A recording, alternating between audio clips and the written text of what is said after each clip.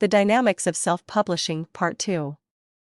In Part 1, you will know that we examined an overview of the dynamics of self-publishing and broke the process down into 3 steps: writing the publication's content, converting the completed publication for printing and sale, including preparing the design and all contents, e.g. table of contents, end matter, illustrations, covers.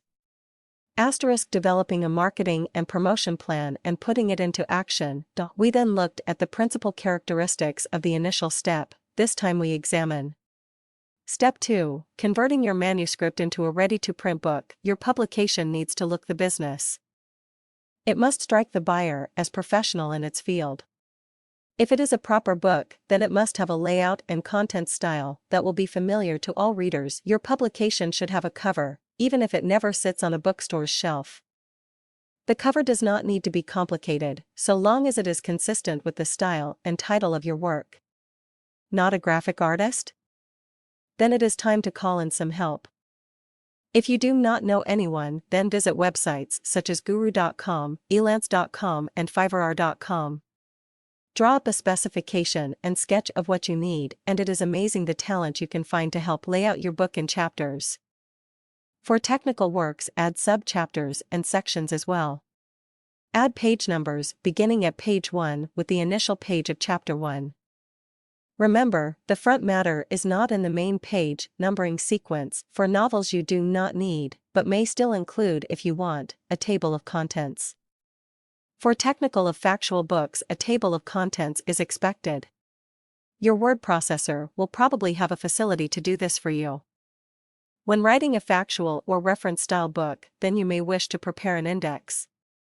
This is a useful tool if you want your reader to use the book for reference in future. They will be grateful. Again, your word processor should be able to help with this task. Front matter. These are the opening pages at the start of your book before you get to the main text.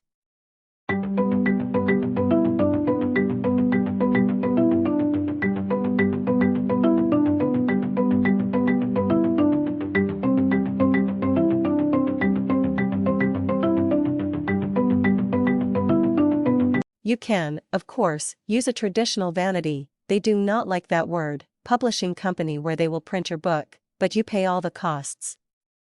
Here, I'm presuming you will look to use one of the many web publishers who provide on-demand printing, so minimizing your outlay. One of the best at this is Lulu.com.